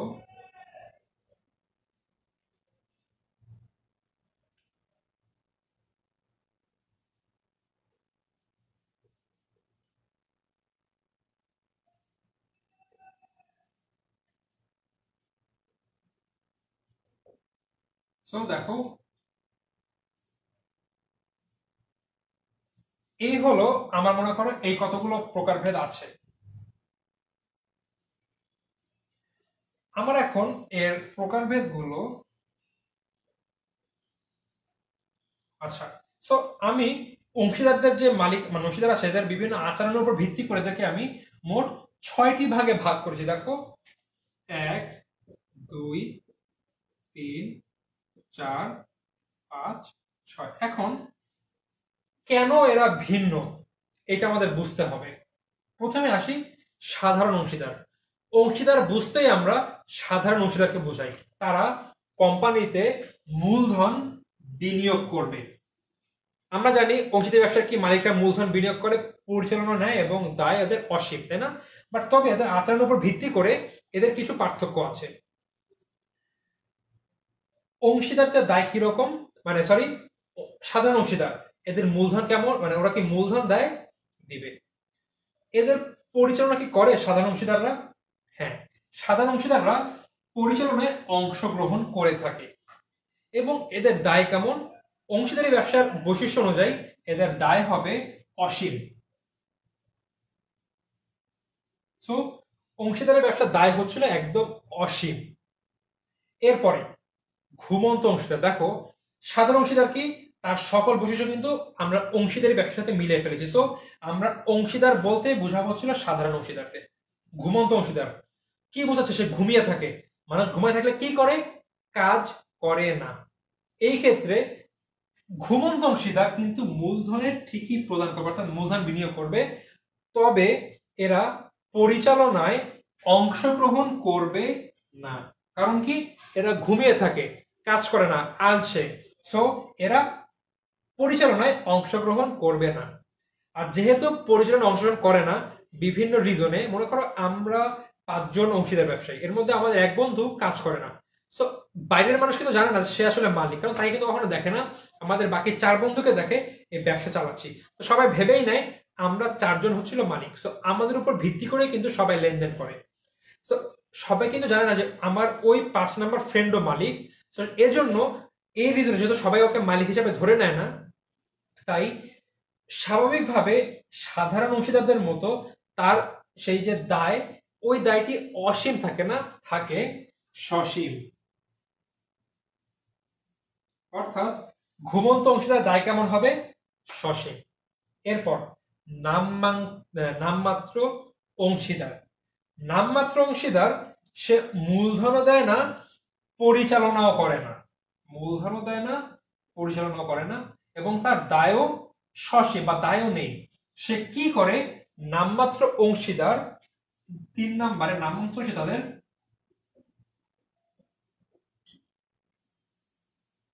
সুনাম প্রদান করে। আমার একটি ব্যবসা, আমি আজকে সাকিব আল হাসানকে বললাম, সাকিব আল হাসান স্যার, আপনাকে আমি টাকা দিলাম, আমাদের প্লেয়ার সাকিব আল হাসানকে যে টাকা দিলাম, যে বললাম আপনি একটু আমাদের নামে একটি অ্যাড করে দিবেন যে এটি আমার প্রতিষ্ঠান, তোমরা এখানে বিনিয়োগ করলে বা আমার সাথে ব্যবসা করলে এই লাভ পাবে। সে কাজটি কেন করেছে? কারণ সে মানুষ যখন দেখবে যে এই ব্যবসায় সাকিব আল হাসান আছে, সবাই ব্যবসা করতে চাবে, বা মনে করবে না যেহেতু সাকিব আছে নিশ্চয় ব্যবসা কোনো 2 নম্বরই করবে না। এইভাবে নামমাত্র অংশীদার তারাই যারা ব্যবসায় তাদের সুনাম প্রদান করে, তবে তারা ব্যবসায় পরিচালনা করে না। সো নামমাত্র অংশীদারের মূলধনও দিবে, পরিচালনা দিবে, এবং তাদের দায়ও হবে সসীম। তবে তাদেরকে নামমাত্র অংশীদার ধরা হবে এই কারণে, কারণ সবাই কিন্তু মানুষ জানে যে সেই যে সুনাম দিয়েছে যে সাকিব আল হাসান, সেও কিন্তু একজন অংশীদার। তবে সে কিন্তু অংশীদার নয়, কারণ সে মূলধনও দেয়নি, পরিচালনা করে, সে টাকার বিনিময়ে তার সুনামটি ব্যবহার করতে দিয়েছে। এরপরে আপাত দৃষ্টিতে অংশীদার। এরা কি এক হিসাবে কোম্পানির পাওনাদার।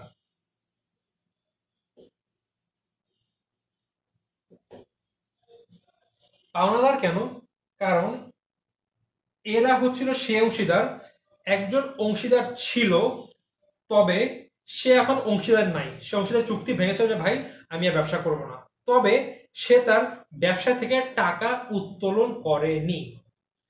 এই ক্ষেত্রে সে একজন পাওনাদার হিসাবে কাজ করবে, কারণ ব্যবসার দায় হলো ওই ব্যক্তিকে টাকা প্রদান করা, তার টাকাটা দিয়ে দেওয়া। সো সে একজন পাওনাদার হিসেবে থাকবে। সীমিত, এরা হলো যত নাবালক, বিভিন্ন কারণে ব্যবসায় মানে ব্যবসা প্রতিষ্ঠান, অংশীদার ব্যবসা প্রতিষ্ঠান 18 বছরের নিচের ব্যক্তিদের যদি কখনো অংশীদার হিসেবে নেয়, সেই ক্ষেত্রে তারা হবে সীমিত অংশীদার।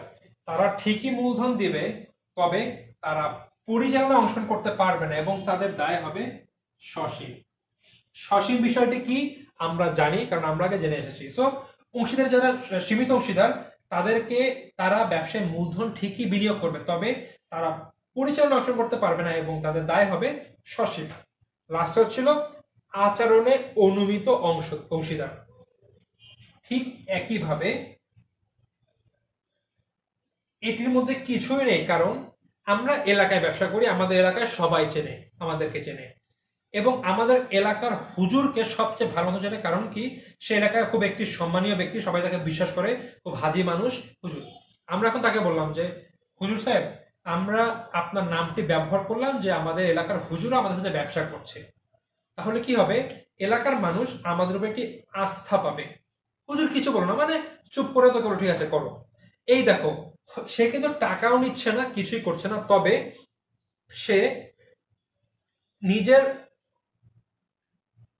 সুনামটি ব্যবহার করার অধিকার দিচ্ছে। আবার এরকম হতে পারে যে হুজুর বা ধরে নাম এলাকার একটি ব্যক্তি, সে আমাদের অংশীদার না, তবে আমাদের পক্ষে কাজ করে। এখন সে আমি একটি ব্যবসার অংশীদার না, এই জন্য একটি ব্যবসা অংশীদার ব্যবসা, আমি একটি ব্যক্তি, আমি কিন্তু অংশীদার না, তবে আমি যদি তাকে লাভ করে দিতে পারি, সেখান থেকে আমি কিছু কমিশন পাবো।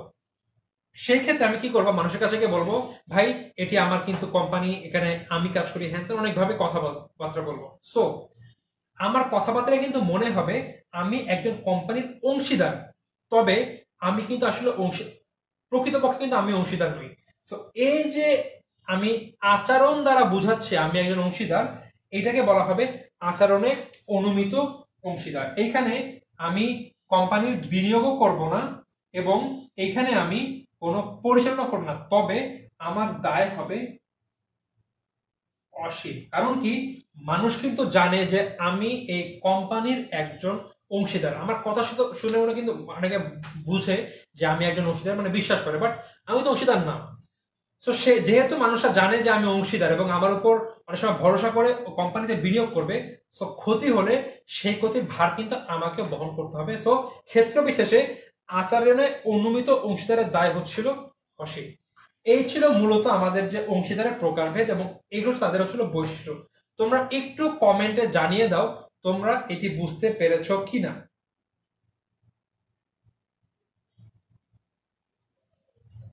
নামমাত্র হিংসা, হ্যাঁ, সে শুধুমাত্র তার সুনামই প্রচার করে যে আমি এলাকার ব্যবসা করে আমাকে কেউ চেনে না, বাট আমি আমার ব্যবসার জন্য সাকিব আল হাসান নাম ব্যবহার করছি, তাকে টাকা দিচ্ছি। সাকিব ভাই, আমি আপনাকে টাকা দিলাম, বাট এর বিপক্ষে আমি আপনার নাম ব্যবহার করবো যে সাকিব আল হাসান এই ব্যবসায়ের একজন অংশীদার, আমি তার সুনামটি ব্যবহার করছি। তো এটাকে বলা হচ্ছে নামমাত্র অংশীদার।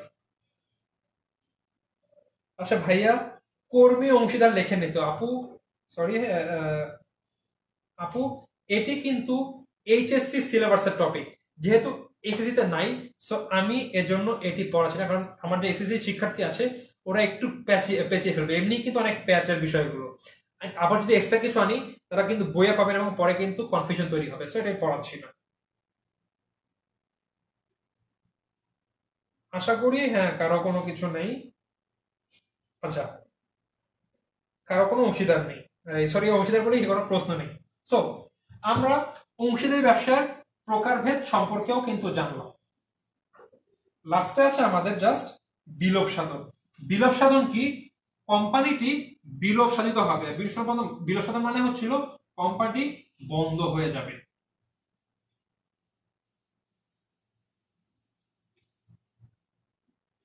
তোমরা কি জানো এই যে অংশীদারি ব্যবসা কিন্তু একটি আইনের ভিত্তিতে হয়। আইনটি কত সালের? 1932 সালের আইন। সো যেহেতু আইন আছে, নিশ্চয়ই কিছু ধারা আছে আইনের মধ্যে যে এই ধারা এত কিছু বলা আছে, ওই ধারা এত কিছু। এই যে বিলোপ সাধন, এইটা হচ্ছিল 39তম ধারা। 39তম ধারায় এই বিলোপ সাধনের কথা বলা হয়েছে এবং এই বিলোপ সাধনের বিভিন্ন প্রকার ভেদ আছে। এর মধ্যে 40 ধারায় বলা হয়েছে একমতে।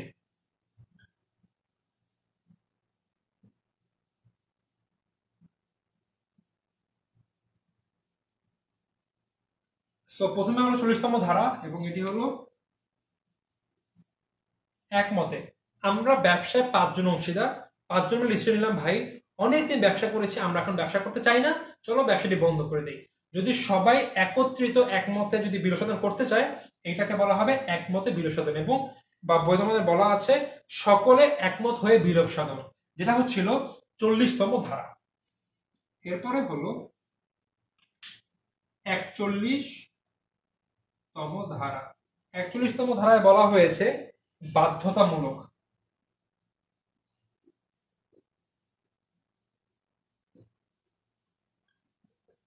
এই ধারা অনুযায়ী যদি কোম্পানিতে কিছু হয়, কোম্পানি বিলোপ হবে। কি কি কারণ? 2টি কারণ বলা হয়েছে। একটা হচ্ছিল কোম্পানি এমন কাজ করলো যেই কারণে কোম্পানিটি অবৈধ হয়ে গেল। ধরে নাও একটি দেশের নাম হচ্ছিল মনে করো জেড। এই দেশে এতদিন মনে করো মদের ব্যবসা করা লিগাল ছিল, তো মানুষ অংশীদারি ব্যবসা কিন্তু মদের কোম্পানি খুলেছিল, ব্যবসা করছে। হঠাৎ করে তারা নতুন আইন পাশ করলো যে এখন থেকে এই দেশে আর কোনো মদের ব্যবসা করা যাবে না। তো যখনই আইনটি পাশ হয়ে গেল তখন কিন্তু ওই দেশের ওই কোম্পানিগুলো কিন্তু অবৈধ হয়ে গেল। তো যখনই অবৈধ হয়ে যাবে, মানে এরকম কিছু হবে, তখন এই 41 ধারা অনুযায়ী কোম্পানিটি বন্ধ করতে হবে বা বিলোপ হয়ে যাবে অংশীদারি ব্যবসাটি। এবং আরো একটি আছে, যদি এর মধ্যে থেকে ব্যবসায় কোনো একটি ব্যক্তি দেউলিয়া হয়ে যায়, অর্থাৎ একটি ব্যক্তি নাই হয়ে গেল, ব্যবসা করতে পারবে না, সেই ক্ষেত্রেও অংশীদারি ব্যবসায় বিলোপ সাধন হবে। এরপরে আছে 42তম ধারা। এখানে বলা হয়েছে বিশেষ ঘটনায়।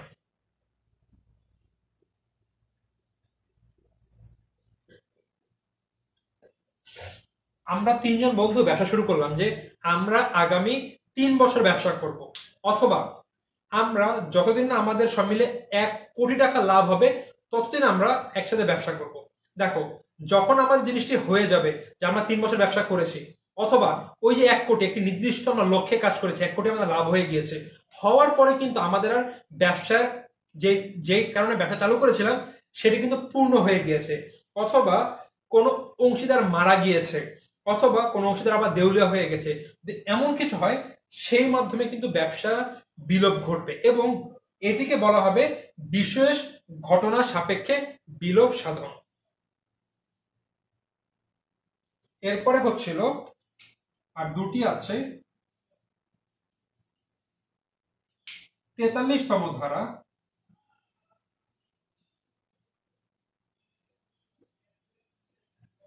বিজ্ঞপ্তি দ্বারা বিলোপ সাধন। আমরা 5 জন ব্যবসা করছি, হঠাৎ করে এক বন্ধু এসে বলল যে আমি আর পারছি না, আমি ব্যবসা করব না, আমি এই ব্যবসা থেকে সরে যেতে চাই বা ব্যবসায়ী মানে এখন আমি আর ব্যবসা করবো না। তো দেখো, আমরা 5 জন মিলে চুক্তি করেছিলাম, এখন এর মধ্যে একজন এসে বলছে যে আমি আর ব্যবসা করব না, সেই ক্ষেত্রে কিন্তু 5 জনের চুক্তি কিন্তু আর থাকছে না, তখন কিন্তু চুক্তি চেঞ্জ হয়ে যাবে। সো একভাবে কিন্তু ব্যবসাটি প্রথমে ভাঙছে, হয়তোবা পরে আমরা আবার 4 জন নতুন করে ব্যবসা তৈরি করবো, বাট এই যে 5 জনের ব্যবসা, এর জন্য কিন্তু ব্যবসায়টি কিন্তু ভেঙে যাচ্ছে বা বিলোপ হয়ে যাচ্ছে। সো যে কোনো ব্যক্তি এসে বলে যে আমি আর ব্যবসা করব না, সেই ক্ষেত্রে কিন্তু কোম্পানি বিজ্ঞপ্তি হবে। এবং লাস্টে হচ্ছিল 40তম ধারায় বলা হয়েছে আদালতের নির্দেশে।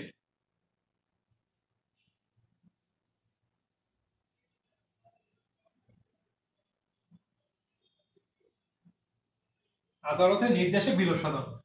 বিভিন্ন কারণে আদালত একটি ব্যবসা প্রতিষ্ঠানকে বলতে পারে যে তোমরা এখন ব্যবসা বন্ধ করে দাও।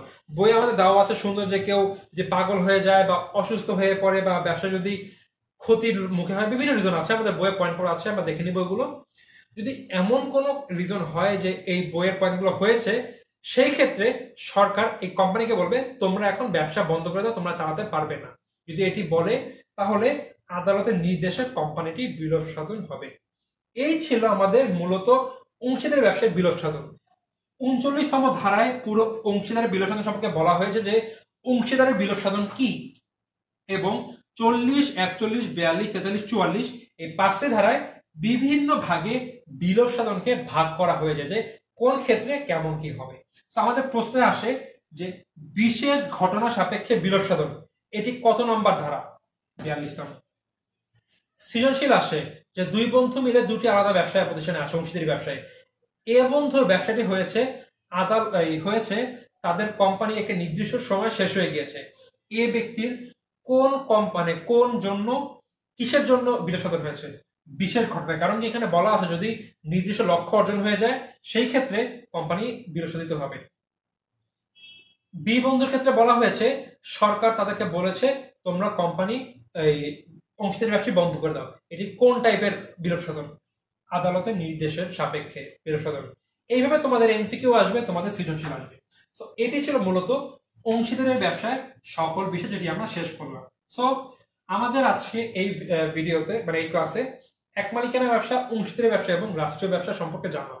তোমরা এবার কমেন্টে জানিয়ে দাও কার ক্লাসে কোথায় সমস্যা আছে, আমি সকল সমস্যার সমাধান করব। এবং এর আগে আমি একটি কথা বলবো, আমাদের কিন্তু আরো 2টি টপিক বাকি আছে এই অধ্যায়ে। সেটি হলো যৌথ মূলধনী ব্যবসা এবং সমবায় ব্যবসা। এটি আমরা আগামীকাল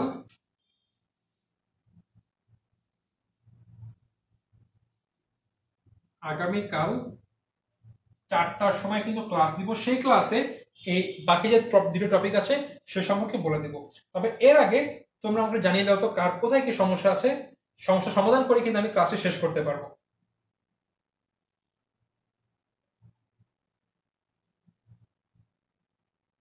ভাই সমস্যা কি? সবাই দেখি নোট পাঠাচ্ছ তোমরা এখানে। আচ্ছা, আমাদের মাসুদুল্লাহ বলছে পাবলিক হেলথ কোম্পানি পরিমাণ নিয়মাবলীর পরিবর্তে কি ব্যবহার করবে। এটি ভাইয়া জানতে হলে কালকে 4টার সময় থাকতে হবে, আমি ওই ক্লাসে এ নিয়ে আলোচনা করব।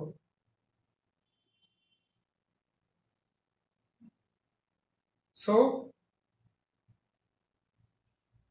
আপাত দৃষ্টিতে অংশীদার, হ্যাঁ এরা কি কোম্পানির পাওনাদার, কারণ কি এরা একসময় অংশীদার ছিল, এখন তারা এই যে ব্যবসাটি আছে মানে টাকা আছে নিয়ে নিয়েছে, নিয়ে তারা আর এখন ব্যবসা করছে না, মানে টাকা নেই মানে ব্যবসা থেকে মালিকের নাম সরিয়ে ফেলেছে। এই যে এখন তো তার টাকাটি কিন্তু ব্যবসায় আছে, সো ব্যবসায় তার কিন্তু ওই কোম্পানি তাকে টাকাটি দিয়ে দিবে আগামীতে। সো এই যে টাকাটি দিচ্ছে দেওয়ার আগ পর্যন্ত কিন্তু সে একজন পাওনাদার হিসেবে পরিগণিত হচ্ছে, এবং এর জন্য সে কিন্তু চাইলে সুদও চাইতে পারে যে হ্যাঁ আমাকে টাকা দেওয়া নেই, তো এতদিনের জন্য আমাকে সুদ প্রদান করো।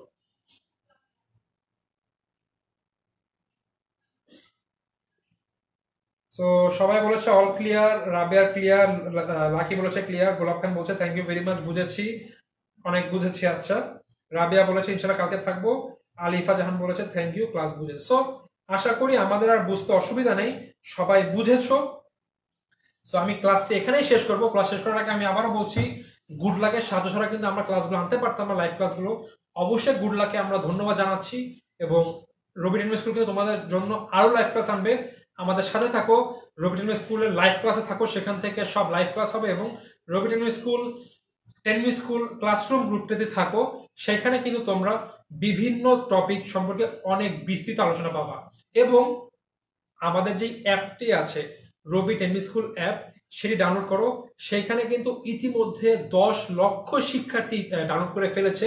তো তোমরা নিশ্চয়ই জানো, বুঝতে পারছো যে এটা কত ভালো একটি অ্যাপ। তোমরা সেখানে অনেক কিছু পাবা, এমসিকিউ পাবা, কোয়েশ্চেন পাবা, মডেল টেস্ট পাবা, এইসব টপিকের আরো বিস্তৃত আলোচনা পাবা।